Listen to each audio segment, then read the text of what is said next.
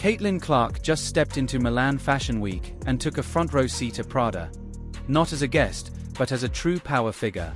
Forbes has already ranked her as the 4th most powerful woman in sports, and number 1 if you remove team owners from the list. Sportico has also named her the highest paid player in the WNBA. Now, Prada is placing her alongside Olympic gold medalists like Eileen. Meanwhile, Angel Reese is left watching from her phone, as her Reebok shoes remain unsold in discount bins. That single image says everything about where these two players truly stand today. So let's break down what really happened in Milan, why it matters far beyond basketball, and why Reese is reportedly unable to hide her frustration over it. Do you support Clark or Reese? Drop your thoughts in the comments below. Picture this: Caitlin Clark, a basketball star from Iowa, now suiting up for the Indiana Fever, taking a front row seat at the Prada Fall/Winter 2026 show in Milan. And the wild thing? It doesn't look out of place at all. It looks natural, like she belongs there. Because at this point, she does that. Here's what you need to know about Prada's front row. This isn't a situation where you can just buy a ticket or get lucky with an invite. Prada is one of the most image-conscious fashion houses in the world. Every single seat is a deliberate choice. They are not filling chairs, they are sending a message about who matters right now. Carey Mulligan was there. Letitia Wright. Charli D'Amelio. Mark Zuckerberg and his wife. That's the room Clark walked into. So when a WNBA player gets placed in that front row, it's a statement. Not a supermodel. Not a Hollywood actress. A basketball player. And not just any seat.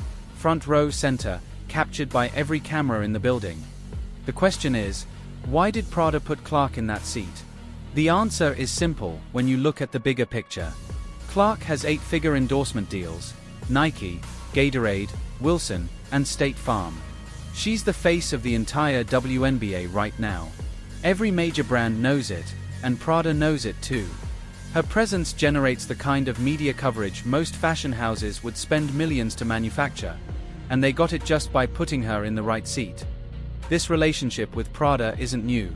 Clark wore Prada to the 2024 WNBA draft, marking the first time the brand had dressed any player, male or female, for the event. This Milan moment wasn't a random partnership.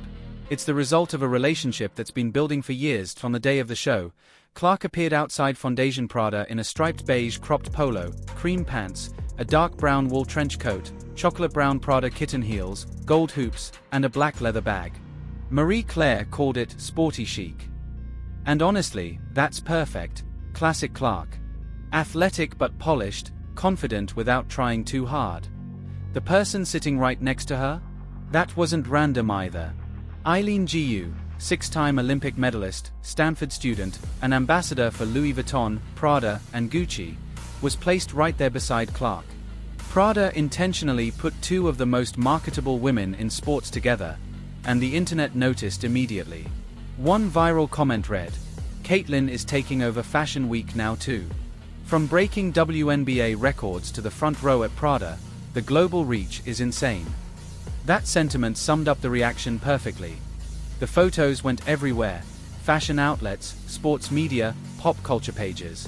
Clark didn't just attend a fashion show, she became the story coming out of it.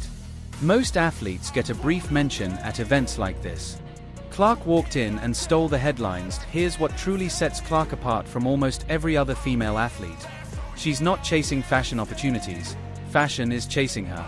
And the company she keeps in that front row tells you exactly the level she's operating at. Meanwhile, back home, Angel Reese was watching it all unfold on her phone, while her Reebok shoes sat unsold on a bargain bin shelf. Now, let's talk about Eileen, because she's more than just an athlete who models on the side. Might be the most accomplished female winter sports athlete alive today. At the 2022 Beijing Winter Olympics, she won gold in big air, gold in halfpipe, and silver in slopestyle, 3 medals in a single Olympics. That's not just a strong performance, it's one of the greatest individual Olympic runs in winter sports history. Then, at the 2026 Milan Cortina Winter Olympics, she did it again, taking home another 3 medals, bringing her total to 6, all while balancing academics and a modeling career. And yes, the Stanford part matters. GU is attending Stanford University while maintaining her competitive skiing, runway appearances and brand deals, a true example of elite performance on every front. Louis Vuitton, Prada, Gucci, Victoria's Secret, Tiffany & Company. Clark isn't dabbling in fashion as a side hobby. She is a legitimate face of the global fashion industry. Brands at that level don't sign athletes as a favor. They sign people who can move their brand forward. And that's exactly why Prada put Eileen GU next to Clark. Together, these two women in the same front row seat send a crystal clear signal to every brand, every editor, and every camera in that room. This isn't a novelty moment. These are two elite women, and they both belong there. Now, imagine what that looks like to Angel Reese. Reese has spent years trying to position herself as the WNBA's crossover star, the player who transcends basketball, style, and culture. And here's Clark, sitting next to an Olympic gold medalist who also models, walks runways, and studies at one of the best universities in the world. That's a sting Reese can't manufacture. You can't just decide you belong in that room. You have to be invited. GU's presence at the show wasn't just about glamour, it was about credibility. It told every brand watching that Clark belongs in the same conversation as the world's top athletes, not just basketball players. Together, they created a visual that both fashion editors and sports analysts wanted to cover. A rare dual audience appeal that is incredibly valuable for branding. There's some controversy surrounding GU that's worth noting. Born and raised in the US and trained within the American sports system, she competed for China at the Olympics. That drew criticism from people who felt she used American resources, coaches, and infrastructure only to represent a rival nation on the world stage. It's a real debate, and it didn't disappear quietly, but none of that mattered in Milan. What people saw in that front row were two women at the top of their world sitting together at one of the most prestigious fashion shows on the planet. Prada Fashion Week, front row, Olympic gold medalist on one side, highest paid WNBA player on the other. GU's resume, 6 Olympic medals, Stanford, Louis Vuitton, Prada, is exactly the kind of company that elevates Clark's brand into a completely different tier. This is no longer just a sports story. Clark is entering a global elite few athletes ever reach. And the Milan moment didn't happen by chance. It's the result of an endorsement portfolio that is quietly rewriting the record books for female athletes. Let's break down Clark's endorsements. Sportico just named her the highest paid player in the entire WNBA.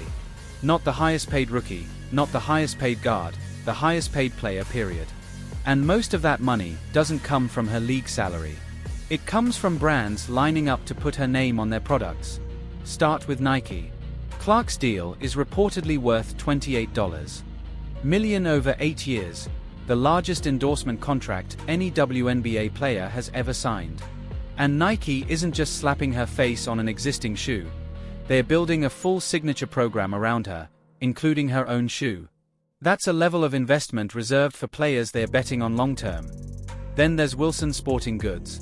Clark has a signature line with Wilson, the first female athlete they built a signature line around since Michael Jordan. Let that sink in. Michael Jordan. And now Clark.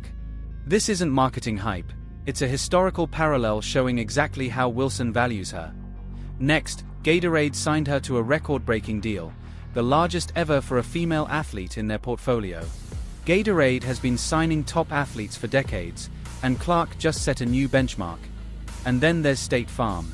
Clark became their first ever female athlete endorser.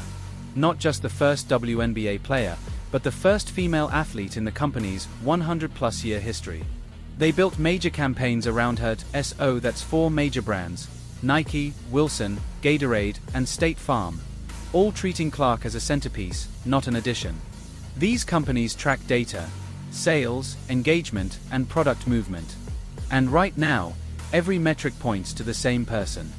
Forbes ranked her 4th among the most powerful women in sports globally, and noted that if you remove team owners from the list, she's number 1 among active players. In a league that was struggling to gain mainstream attention just a few years ago, that's a massive shift in a very short time, and the league itself is feeling it. The WNBA just secured an 11-year, $2.2 billion media rights deal, 4 times the value of the previous contract. Analysts are directly linking that jump to what Clark has done for TV ratings and attendance since entering the league. ESPN reports that the league now generates enough revenue to trigger player revenue sharing, a concept that didn't exist before. And none of this is luck. This isn't a few sponsors throwing money at a player. They've built a multi-brand strategy around someone who consistently delivers on the court, in interviews, and in how she carries herself publicly. Every brand that signed Clark is seeing returns, and the ones that haven't yet are watching closely. Meanwhile, back home, Angel Reese got a very different kind of brand news, a clearance tag. Here's a question to sit with. Reese signed with Reebok and got a signature shoe, a real launch, and full marketing support. Months later, it hasn't sold out.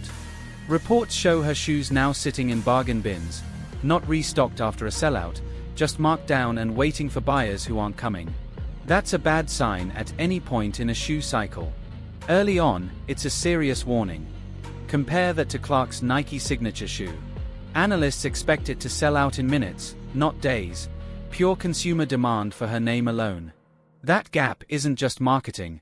It's consumer behavior telling the truth about who people actually want to spend money on. Reebok is reportedly pulling back quietly, reducing marketing support for Reese. When brands go quiet, it's never good. It means the data isn't favorable. And the data is likely telling them this. Reese's brand relies heavily on controversy and social media noise. Attention doesn't equal sales. Clark's brand is built on performance, consistency, and character. She publicly uplifts teammates like Aaliyah Boston, Lexi Hull, Kelsey Mitchell, and Sophie Cunningham. She's transparent about injuries and handles setbacks without drama. That predictability is gold for sponsors. Low risk, high return. The history between Reese and Clark goes way back. After LSU beat Iowa in the 2023 NCAA tournament, Reese did the "you can't see me" gesture at Clark in the final moments. The moment went viral, and Reese leaned into it. Since then, a pattern of veiled digs, social media commentary, and attention-seeking has followed Clark's milestones. When Clark announced her LPGA partnership, Reese tweeted, "I can play golf too." That was it. Fans immediately saw it for what it was, frustration disguised as humor. Every time Clark reaches a new level, Reese reacts, and that pattern is visible to brands. Sponsors watch behavior, fan response, and most importantly, sales. Every signal currently points away from Reese and toward Clark. Nike is making it crystal clear which direction they are leaning. Their support goes beyond a shoe. Signature programs are rare, usually reserved for male superstars, Michael Jordan, Kobe Bryant, LeBron James, and Kevin Durant. Clark isn't just getting a shoe. Nike is building a lifestyle brand around her, spanning basketball, golf, and crossover appearances at LPGA events. They are not reacting, they are shaping her future stardom. This is forward investment, not a reward. Reports suggest a Netflix docuseries is also in development, following Clark behind the scenes, providing access-driven content that attracts people who don't even watch basketball. Her story and personality make her perfect for this format, opening audiences traditional sports media rarely reaches. The ripple effect is hitting the entire Indiana Fever organization. Players like Boston, Hull, Mitchell, and Cunningham are playing in front of bigger crowds, receiving more national coverage, in a league backed by a $2.2 billion media deal. The 2026 season is shaping up to be the most commercially significant in WNBA history, and a big reason is Clark. She isn't just elevating herself, she's elevating her team, and her either have it, or you don't. And the market is clear. Nike's investment isn't just about shoes. It's a long-term play to make Clark one of the most recognizable athletes on the planet. The 2026 season hasn't even started yet, and she's already the most talked-about player in the league. And the controversy around GU adds another layer to the Milan moment. But here's the bottom line. Clark earned an estimated $8.1 million in endorsements in her rookie season alone. Forbes called it a shift in how female athletes are valued, and that's an understatement. Nike, Wilson, Gatorade, and State Farm are all doubling down. Reese is fuming. Reebok is quietly rethinking. And Clark? She's sitting in the front row at Prada, next to an Olympic gold medalist, Completely unbothered, do you support Clark or Reese? Let me know in the comments below. Like, subscribe, and turn on all notifications so you never miss out. Click the video on the screen, and we'll see you in the next one.